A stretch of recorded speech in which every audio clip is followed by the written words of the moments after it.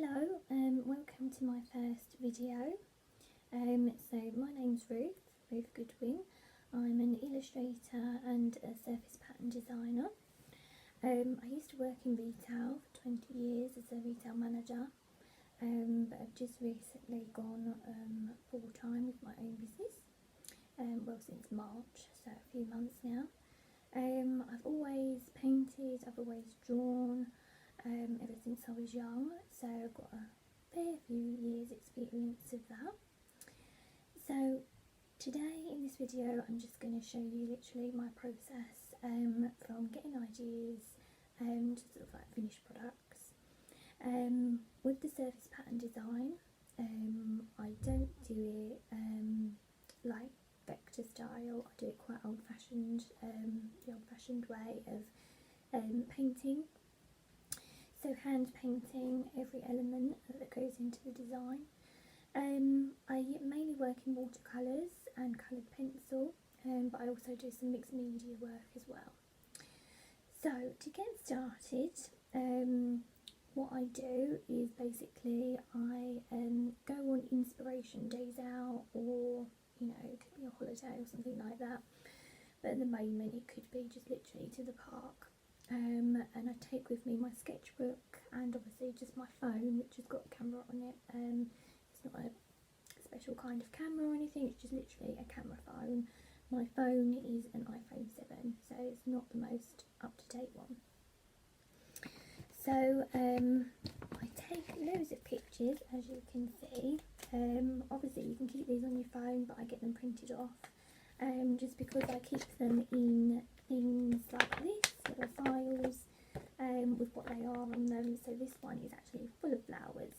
So my work is mainly based on or inspired by nature, so flowers, botanicals, animals, insects, the weather, literally anything like that. So obviously that one is all full of flowers. Obviously I've got one that's got animals, so when I go to the zoo, sometimes I go to places with my nephews, little farm shops or farms or anything like that where there's animals, just going around family and friends where they've got pets, that sort of thing, or anything you just see out and about in the countryside. I've also got one for sort of like leaves and foliage, because you can get some really lovely sort of like textures in leaves. Sometimes you can have like poppies when they go to seed, the lovely seed heads. So these are the main ones that I use, but I also have ones for like people, so I take pictures of friends and family and do sort of different actions and sitting in various positions, not to draw them, but just mainly as reference, like the movement of them, that sort of thing. I also do buildings and architecture, I do a lot of rubbings, so if there's some lovely ironwork that's got lovely details on it, or cornicing, you can do a quick rubbing of that and you've got some lovely sort of like curls and scrolls and things like that. So that is just literally sort of like my reference. Obviously these are all my own photos, so this is all copyrighted to me. So with the design that I'm going to show you at the moment, there's two. So this first one is, obviously it's on fabric, so it's a surface pattern design. This one is called True Creation. So as you can see, it's got giraffes in there, it's got palm trees, it's got palm leaves, it's got orchids, and it's also got like an animal print background to it. So it's quite a sort of like a busy pattern. It's mainly greens, whites and oranges in there. And also this one, which is a safari pattern. So this has got elephants and tigers. It's quite sort of like in the desert, so it's not busy as the last one. And then obviously there's a hot sun there as well, and like a tree that's a bit sort of like baked. So these are the two. This is the finished product basically. So this is like fabric.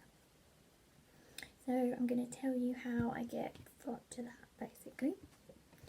So I took some pictures. I went to Kew Gardens. They had an orchid festival on.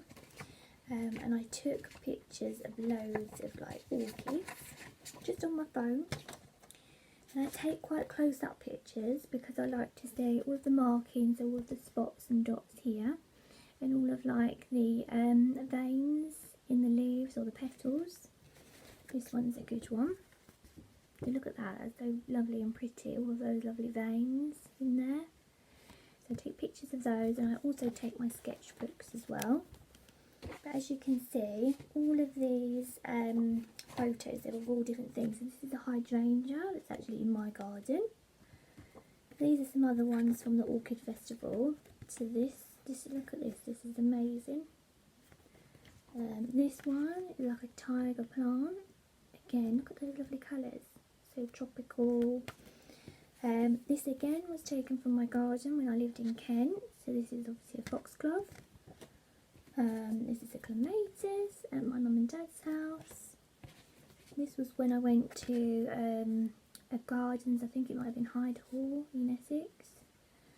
That one, it's all the echinacea plants there. So they don't have to all be close up. So that is where I start from, taking photos and going out. Then I usually take a sketchbook with me, or two, and then I just sketch things. So this is a sea holly, so I just sketched it there and done some sort of like colours as well there. This is one of the orchids when I was at the Orchid Festival. This was another plant there. This is an elephant when I went to the zoo. And also a tiger, and then there's the giraffe, and then I just started to sketch the sort of markings and done some little colour tests as well. So they don't have to be finished sketches, they can be pretty rough. This was just a bird that I saw, a wild bird. I also do lots of mark making, just rough little things. This one was some more mark making, just some sort of like different leaves and things I saw, the sort of like the edges of them. This is just the final thing, I like to put the final thing in with the drawings. So that's the second phase. So the first phase is obviously going out, getting your photos and doing some sketchbooking. And then I come home, and as I said before, I work in watercolour mainly. So I work with watercolour paper, cold pressed watercolour paper, thickish but not terribly thick. This one here you can see there's a little slight sort of grain to it, but it's not a heavy grain and it's not smooth. I also, when I come home, I wanted to explore further animal markings, so I tried it in different pens. So this was a thick felt tip pen, this was a thin coloured pen, and I wanted to try it in different colours as well. And these are all pastels, water soluble pastels, and a brush pen. And then I got started on the watercolours. So this is some orchids that I watercoloured. Again, I like all the little details, so I do all the little veins and all the markings and that sort of thing. That one I really like as well because it's different. And then I did the animals at the zoo. So we've got the finished giraffe with all of its markings, and the tiger and the elephant. And then we've just got like a tree that you might see in the desert, and just sort of like some stones, sort of like deserty, very dry, with just some sort of grass on there. So they're sort of like the elements that I take. Again, here is the palm tree and the palm leaf. Again, I think these were all watercolours. I don't think I used coloured pencil on these. It's just full watercolour. And I also have this little, sketchbooks that I just do mark making in. So just scribbly things. It's all falling to pieces, this one. So yeah, it could be anything literally. So it's got like little dots, scale shapes, grasses, squiggles, you know, just literally moving the pen around the paper. This was like a made up animal pattern I just made up. We've got hashes here, different sizes. Got these ones. This is really nice. I haven't used this one yet. So these are mainly for background texture on patterns to give it a little bit of depth. So this one was just literally circling like an oval round and round and round with your pen. But I think these look like not oysters. What are they? At the seaside. They're not oysters, they're the other one. I can't think off the top of my head, but they look like them. So this would be a really good, nice background for like a sea pattern. Literally anything. You've got zigzags, and again then I go into different pens. So that was the black thin pen. So yeah, I go into crayons, coloured pencils, and then thicker pens. And then and then I go into stamping and sponging. These ones. So you can use some of them. This one is just the top of a pen that I've dipped in black acrylic ink and I've just stamped it. But it gives you lovely it's a lovely texture and it gives you just like random patterns. This was with a fork. So put my fork in some black acrylic paint and just done that. This one was with a cocktail stick. I just poured it across the paper. This I think might have been my thumb or fingerprint. This was the end of a straw. This was the back of a spoon. I think these were just scrunched up kitchen towel. That was a cotton bud end. So basically what happens then is you scan your elements into Photoshop. So I scan all the individual pieces, even these bits of the ones I want to use. I don't just scan them all randomly in. So with this one obviously I scanned in all of those and then I save them individually. So what I do is I scan them into Photoshop. And then I erase these ones and erase the background and save this one. And then I do the same with this one. So I erase all these, the background, and save this one. So I save them individually. Because this one I use for true creation. And then I use these individually for other patterns. If you save them individually, it makes your life easier. And then I did those ones. Then I did those ones, and then I did those ones, and then I used one of my animal print patterns, this one. I use this, scan this in, and then I use that as the background texture. So once you scan them all into Photoshop and then save them individually as PSD files, I then go into Illustrator and set up an artboard.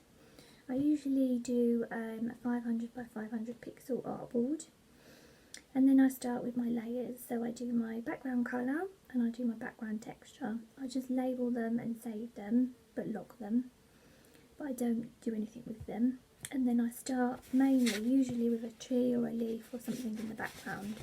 So I started with these two on my first layer. So this, I think, was my first layer. This was my second layer.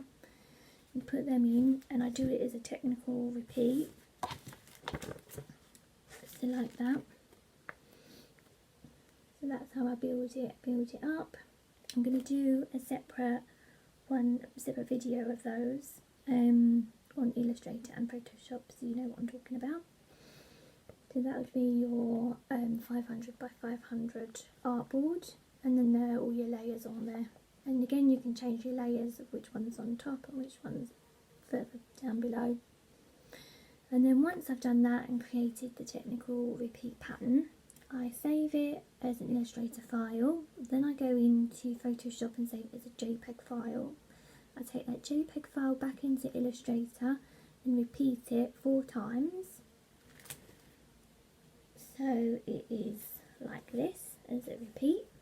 So the pattern, that one pattern is repeated 4 times, and I check all my seams to make sure that they all match up, that there's no gaps, that there's no wonky bit like half of it orchid here and half of the orchid here. So I do that. Once I've checked that that's okay, I then save it, and I also save it as a webbing image as well, which is at a lower DPI. And then I print it off. So I just print one off. Sometimes I print it, the repeat one off, or sometimes I just print the artboard size one off. And then I go straight away and copyright it. So I'm a member of Copyright House. So I pay a subscription yearly, so that I can copyright all of my work, and I know that it's safe. And if anybody tries to copyright it or tries to copy my work, I know that I've, got the right to keep it, and then I can take action. Sometimes I also copyright the actual artwork, so this I copyrighted as well. Just because I didn't use it straight away, I used it a couple of months after I'd completed it. Because sometimes I just paint things and then have them in the background, and then whenever I'm doing a pattern or some stationery designs, I think, oh, I could use that element. So that's what I did with this one. So the other ones, this one that I did, which creates this, is just done in the same way. It didn't take as long because it's not so much of a full pattern. There's not as much on there. But there's still a background to it, background texture. I don't know if you can see that on the camera, but there's a faint background texture which just gives it depth. So yeah, so that's that. As I said earlier, I do coloured pencil as well. So this one, as you can see, that's the foxglove there that I used as reference for my pictures. And also they've got some lavender, daisy, and an anemone, and I think that might be a foxglove actually. I think that's the other one. I can't think what the name is. But yeah, so this again I did on watercolour paper, because these are watercolour pencils, but I used them as pencils. I didn't add water and make them into watercolours. So this one is called Sketched Meadow, and I have some designs of this coming out next year as stationery, so wrapping paper and that sort of thing. Again, obviously all my artwork is copyrighted. So with all of that, see, I'm quite organised in my studio and in my office, so obviously I keep all my photos in little folders, and they're all kept in one drawer. So I've got like a reference photo drawer, and then I also have all of my files for the different places where I sell. So I sell my fabric on Fashion Formula, Spoonflower, Dot Cotton and Surface Pattern Marketplace. I also have an archive of designs, so I have designs that I don't show anybody, so they're for licensing and for selling outright. So if a company got in touch with me and wanted to look at my work, I have a password protected section on my website, and they can look on there for all my archived pattern designs.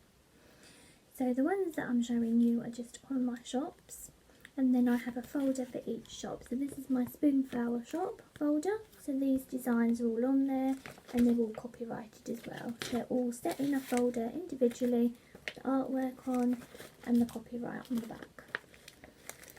So that's then I've got a different one for Fashion Formula, but it's just a different folder with artwork in there, so I know which shop what artwork is on. So yeah, so that's my first process video. Obviously from these I have also done stationery designs, so bear with me 1 second.